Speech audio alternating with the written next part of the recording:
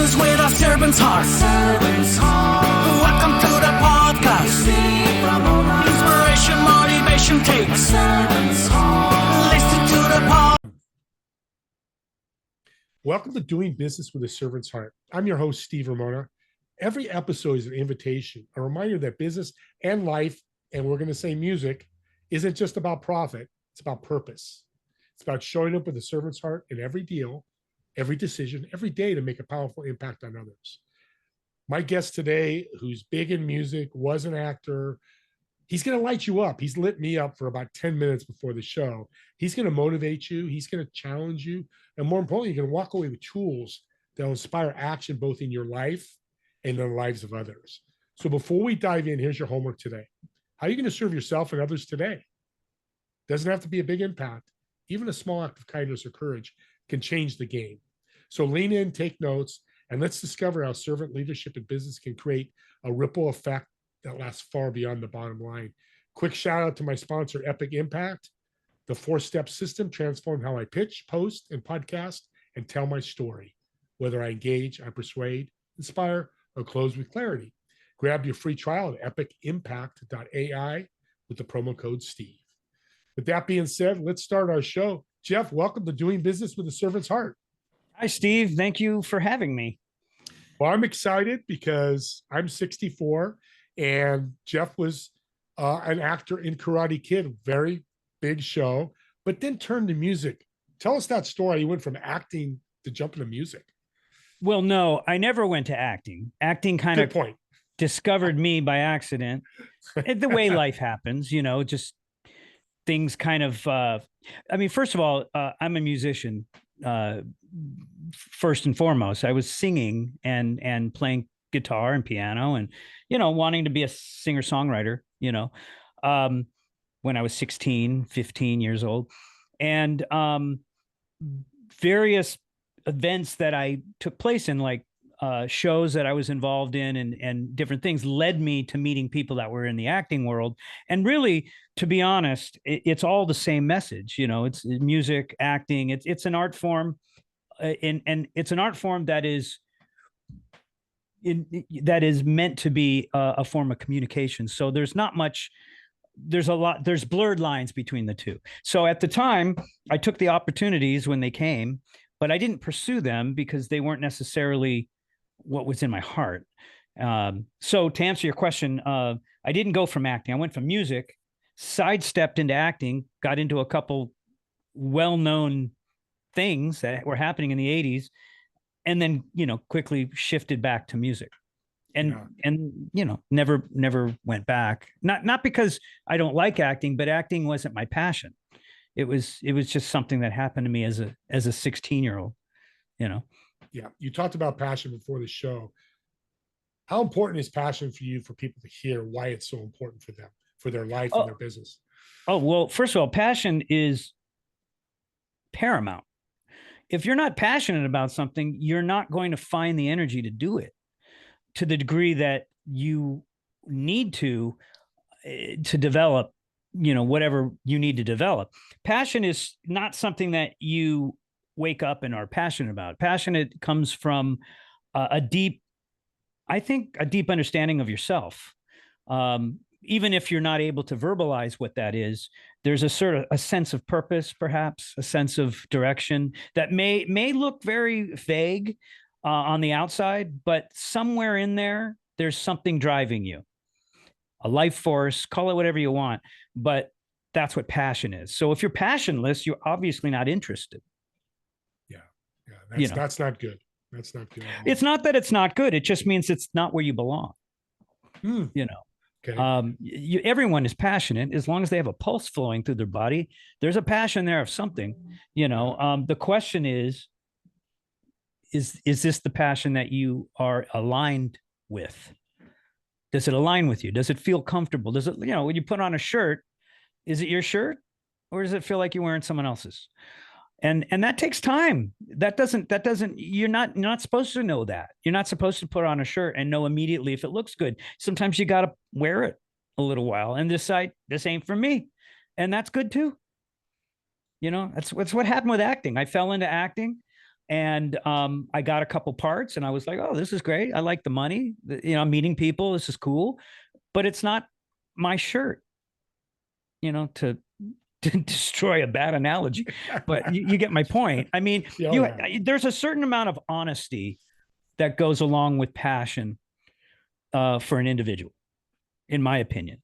For me, if you're not being honest with yourself, and you're not dialed into something inside, then you're gonna mirror in the wrong directions, the wrong whatevers. So it's a question of honesty, really.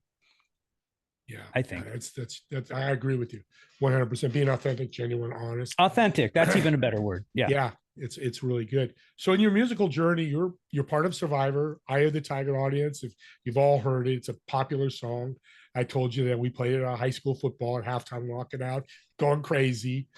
What did you learn in that musical journey working with Survivor? Now we'll talk about K-Town.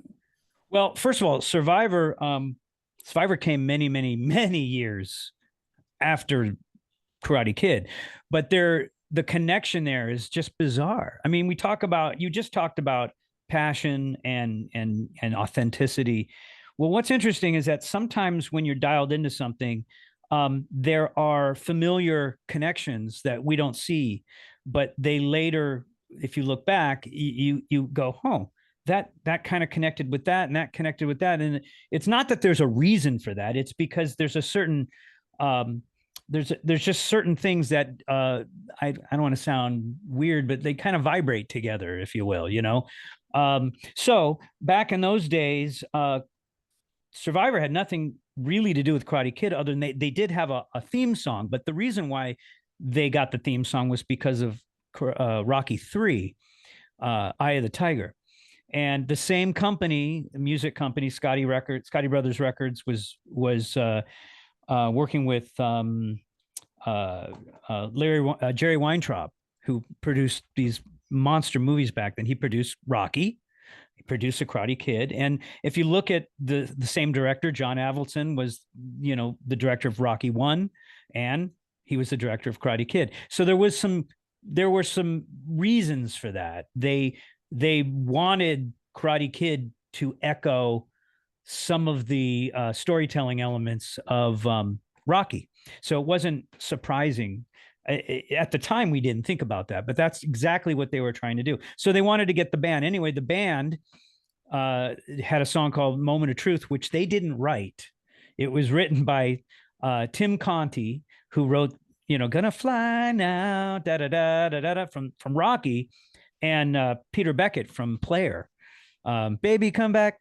They wrote Moment of Truth, and for whatever contractual reasons, because they wanted the same formula for Rocky for Karate Kid, they got the band and they kind of forced them to do that song, and that was the first song Jimmy Jameson sang on. Anyway, for any of your Survivor fans, so years and years go by.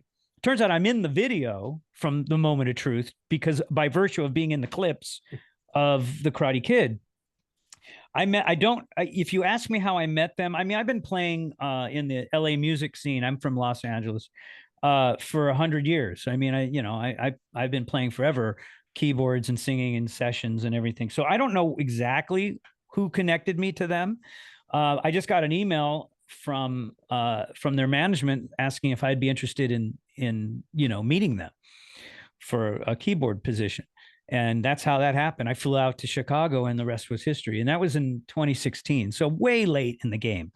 By this time, they have broken up and gotten it back together about a dozen times. And some members had passed away by then, and lawsuits had taken place. I mean, the fun stuff of legacy bands. Yeah. And what was your question? You answered it because here's what I've been waiting for this show, because because I talk about impact. You heard the beginning monologue.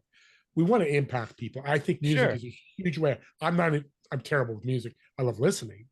But when you're sitting there with the Survivor band playing the keyboard in front of a big crowd, yeah, and that impact you're making, talk about that feel. People are chanting, screaming, dancing, singing. How does that feel? What do you think? Well, I mean, it probably feels like you imagine it. It's not too difficult to imagine what a thrill that is. Remember, that's the reward. That's not the work, even though it's, you're on stage and you have a job to do and you're doing it. But ultimately that's what I think musicians and artists and maybe podcasters agree is most rewarding, is the immediacy of work, reward, work, reward. And that's what performing is. That's why performing will never go away. They can stream to their heart's content, but if you really want that rapport with a group of people, that's what we all live for. Yeah. I think entrepreneurship is a similar that thinking is similar, because you work toward a goal or some event, and then you see what your efforts got you, and then you adjust. There's a certain, that's what we want. We want to interact with the world, and so that to me is probably the most rewarding thing. So it wouldn't matter if it was Survivor or not. I'd still get that feeling. But being that it was Survivor, and it was incredible. But I didn't write those songs, so maybe it would have been even more incredible had I written those songs. Yeah, to be honest, your pocket. They're not my songs. So yeah, they're not my legacy. I was there as a steward of their of their legacy. That was my job, to help them continue their legacy. So in that sense, I offered a service role. Nobody was clapping for Jeff, but it didn't matter. It didn't matter. You're part of a team. Yeah, exactly. You can hear me in the harmony. There you go. And Jeff, the parallel is perfect for entrepreneurship. Exactly what you said. There's nothing different. It's very parallel. Yeah, well, it's just human nature. It's just the way, just because the industries are different, and maybe some of the actual work process might be slightly different. It's all fueled by the same energy. Yeah. Do you have a memory from a concert you did that really blew you out of the water, and how it did that? Well, that depends on when you say memory of something I did or memory of something I witnessed. You did yourself. Yeah. I've got tons of those, good and bad. Let's go with the good. So my very first, we'll stick with Survivor because it's a good one. So I rehearsed with them for about 2 weeks straight before we did our first gig. I was in Chicago, where they're from. And so I was living in Chicago for hotel for a couple of weeks, and just pounding these songs, getting them ready to go on a mini tour with them. And I had not played a show with them at all. All we've done is rehearse. So not a big deal for me. I mean, I'm prepared. I'm okay. We get to the show, and Frankie Sullivan, he's a guitar player, the guy that wrote Eye of the Tiger with Jim Peterick. He said, hey, when we get to The Search Is Over, which is a really beautiful ballad, play a little something. I'm like, okay, you mean like this? And he's like, no, longer. I'm like this. No, you'll figure it out. That was how he treated everything. You'll figure it out. So we're 3,000 people. We're at this big auditorium somewhere in the Midwest. And we get to the point of the show where The Search Is Over is about to begin. And I go into this little piano thing, and I look around, and every guy in the band walks off the stage, and the entire spotlight comes on me, and I'm by myself. And I said to myself, I freaked out, and I thought within a nanosecond, and I thought, are they expecting something? So I realized at that moment, and this is what being prepared helps you with, because being prepared isn't always just learning the notes. Sometimes it's understanding who you are. So what I did was I looked around and I said, well, they left the stage. It's my stage. This is me now. So I went into this big piano thing. I did this whole thing. The crowd got up. They were screaming by the end of it. And then the singer comes on and we start the song. And that was how we did that song from that moment on for the next couple years. And that was exhilarating, but frightening too, because it was a moment where I could do. They wanted me. I think they were just gonna, trial by fire, I suppose. Let's see what he does. But And that's where you kind of decide. That's where you have to stop thinking at that point. That's where analytical thinking has to go away, and you have to start being in the moment. There's a with respect to entrepreneurialism, there's a time and place for analyticalness. I don't know if that's a word, but being analytical and getting the numbers and figuring out what's the, blah, blah, blah. All those numbers are important, but they only can take you so far. The rest is feel, and the rest is understand. And where does that feel come from? It doesn't just come from experience, although that's a big part of it. It comes from trust in yourself. And that trust comes from understanding your passion and all the things that I said when we started. It being honest. If you're honest and you know what you're doing and you feel like you have something to say and you're aligned with all that, finding that moment and being in the zone, as they call it, is not so hard. It gets easier. And that's where the magic happens. Does practice help? It's not the big part of it, but is that part of it as well? All those hours of practice you did? Yeah, well, practice helps for me. I can't speak with other people about other people, but for me, practice helps in two areas.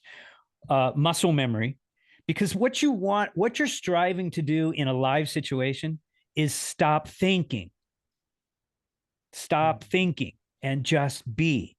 That's very difficult if you haven't practiced, because you're now thinking about the parts that are coming up. What's the next chord? What's the next? How does this song go? But if you've got that dialed into your head and you're not thinking about that when you get on stage, now you can communicate.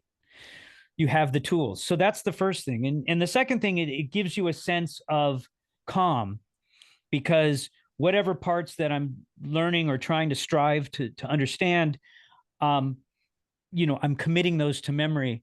And again, it's relieving the pressure of me having to be analytical in a situation where thinking is your enemy, or thinking too much. Yeah. And that's the problem with entrepreneurs. You nailed it. Yeah. There's definitely that bridge, because they think, oh my God, if I do that, no, just do it. Well, build your muscle memory and do it. Well, it's not just do it. It's just understand it and then let it be. You know what I mean? It's not doing anything. It's not the opposite of doing something. And I hope that doesn't sound esoteric or weird. It's doing something, but allowing the something to not be affected by your decision making on the spot. That is where you run into problems, because then you second guess yourself and you screw up, or you do things that aren't necessarily as impactful because you're not aligned at that moment. And that is a I think for a musician, an actor, or anybody in the arts or communication field, which is many, I think that's the most important lesson to learn is learn it, and then forget it, because your mind won't forget. And I've faked myself out so many times, especially with big, important shows like with Survivor or K-Tel when we get to that. And will I remember this big passage? Will I get all this? But as soon as the show starts and the people are screaming and the music's going, none of that should be going through. If that's going through my mind, the show's not going well, because I got time to think. Does that make sense? Said. It's kind of like riding a bike. If you have to think about it. If you're telling your feet where to go while you're riding a bike, you're going to trip.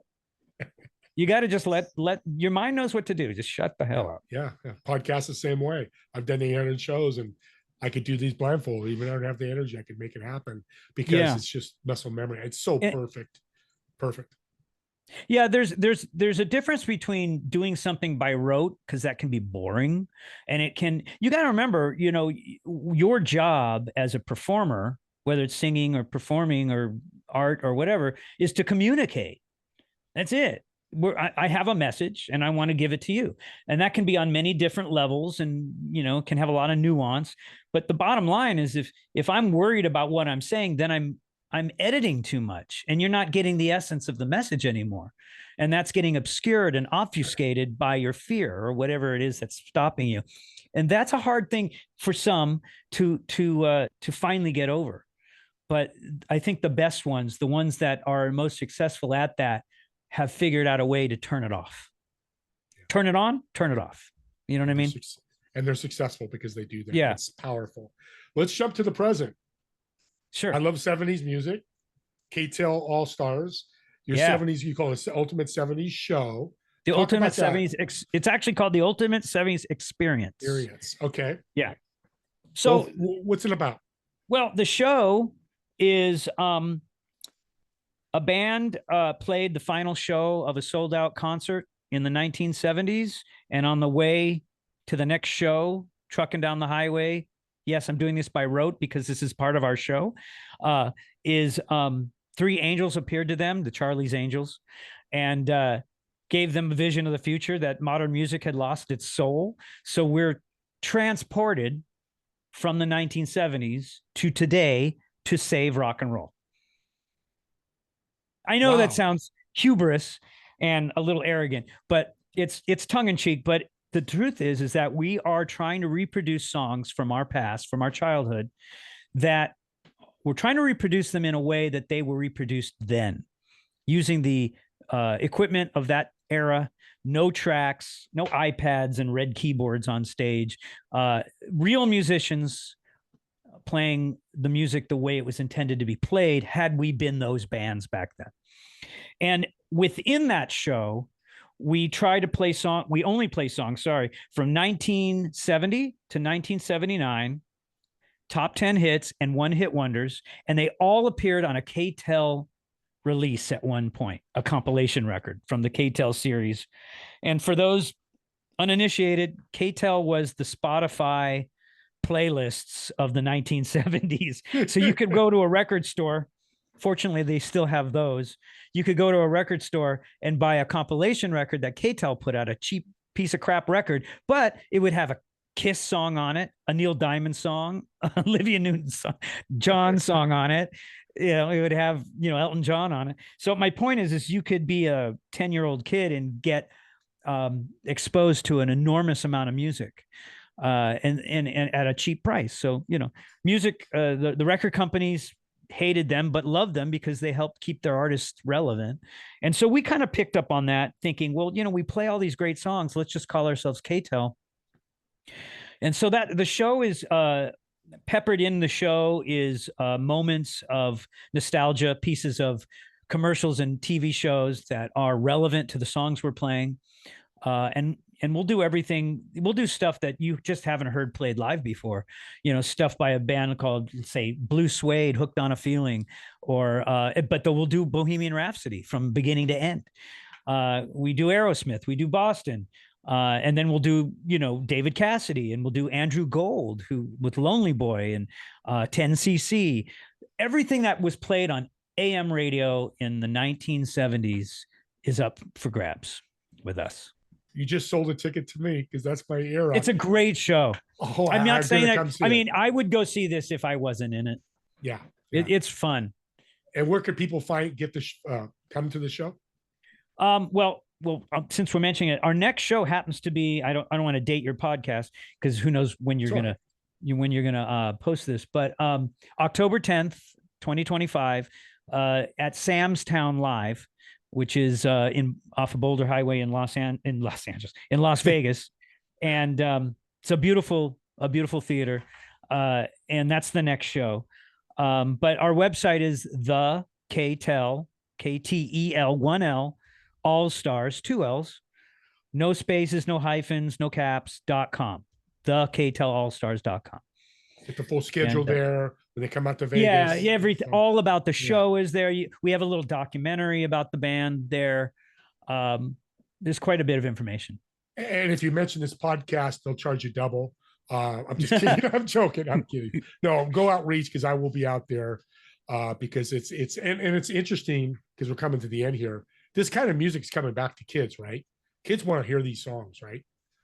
Well, here's my experience. It's been our experience, I should say, that um, thank you to shows like Guardians of the Galaxy, series and shows. They're pulling great songs, so people are aware of them, that are 30 and under. But what's interesting is if we have a wide range of our demographic. Obviously, people from 40 to 70 are going to completely understand this stuff, but anyone that's a little younger than 45 or so, surprisingly, their mouths just fall on the floor because all of their contemporaries need tracks, or they're playing, with these crappy sounds. No offense, but we're not doing that. We're recreating this stuff as close as we possibly can to the record as they did it in the 70s. So we're not a tribute band. We're recreating these songs as close as we can as they may have done them themselves. We're tributing pretty much more of an era than any act, and that's why we have hundreds of songs at our disposal. And I always say, hey, if you want to go see a tribute band, why book one when you can book them all? Just book the K-Tel All-Stars. There you go. I love that. Great tagline. I love it. It's perfect marketing. Real quick, tell you guys are in the California Hall of Fame, Music Hall of Fame. Yeah. Tell that quick story you told me. I thought it was fabulous. No, the California Music Hall of Fame, we do a song. We do I Think I Love You from the Partridge Family. I think I love you. David Cassidy, huge heartthrob, monster star of the 70s. He was being posthumously inducted into the California Music Hall of Fame. They were inducting quite a few people: Walter Egan, the Cowsills, just all kinds of, even Frank Stallone was being inducted, and he was an 80s guy.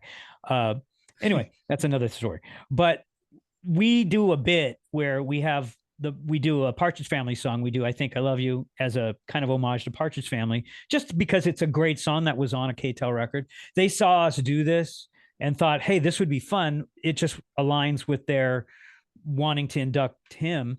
So we came and did that, and they also inducted us into the California Music Hall of Fame for keeping the music alive. In fact, this isn't planned. I just happened to be in my studio. Here it is. There it is. For keeping the music alive. So I mean, that's a great reward. That's a legacy. It's a great accolade to have, because not too many shows can say that, and so it's nice. It's nice that it can't be replicated by too many people. Yeah. And to be honest, we don't deserve the honor of having a history of 70s hits, but we do understand how speaking of passion, to wrap it up, we're very passionate about this music. We want it to be reproduced in the way it was meant to be produced when it was made, and that is how your passion can drive you toward a goal. So there's another really cool. Yeah, I'm so fired up right now. I can't wait to come out and see it. I'm in Northern California, so it won't be a bad flight. Where are you? Wait, where are you? I'm in San Jose, Northern California, so I'm not far. It's nice up there. So yeah, I'd come shake your hand and probably hug you, because I love this music. Let's end real quick with a fun question to learn about Jeff. So I've reserved in Vegas one of your favorite restaurants, a table of 4. You're going to sit in one of the chairs. So who would you invite, whether dead or alive, to sit in the other 3 empty chairs that you'd love to talk to, get to know, and what food would you order for the table as well? Wow. Well, there's so many musicians, dead and alive, that I would love to have a conversation with. I'd love to be able to sit down and talk to Sting. He's alive, of course. They don't have to be musicians either, right? No, whatever you want. I don't know. I would say Carl Sagan. Honestly, I'm a big astronomy buff, and I love all things. I'm a big science guy. I'm into that stuff. So anything that's scientific, he'd be a great guy to talk to. I don't know. Let's see, who else? Just other great musicians. I mean, people that I admire today. singers, for example, Annie Lennox comes to mind, one of my favorite singers of the 80s. She's just brilliant person and just seems like has a lot of depth to what's going on there. She'd be someone that'd be fun to pick her brain. I wouldn't mind having my dad there. Oh, amen. He's passed away a couple years ago, and yeah, we probably have a lot to talk about. Oh yeah, and I hope Carl can sing because he's going to have to be around singers. Yeah, I threw him in because, I mean, if we're gonna have four people, obviously they got to be musicians, but what a cool conversation with Sting, Carl Sagan, and me, right? Or Annie. I mean, that would be pretty badass, right? My head's spinning right now. It'd be Yeah. crazy good. I mean, there's so many great people. Yeah. I'm sure as soon as you turn this off, I would go, I could have thought of these guys. 10 other But people, yeah. when it comes to musicians, yeah, there's just so many people, so many that made impacts. It's true.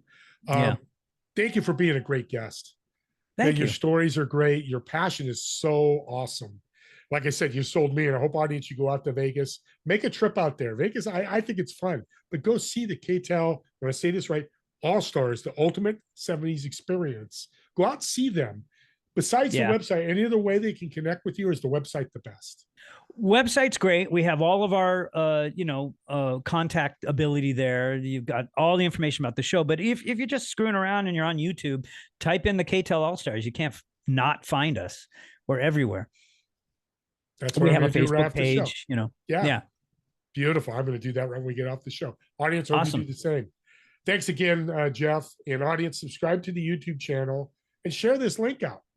You get this sent to you. That's why you subscribe. But how many people that that love music would love to hear this? I like music. I'm not musically inclined, but I love this show. I know I'm the host, but what Jeff put out there was so cool and so awesome. Share with others. Give them an impact. Make a gift. So with that being said, me and Jeff want to thank all of you for watching or listening to this podcast. We'll see you all in the next episode of Doing Business with a Servant's Heart. Have a great day, everyone.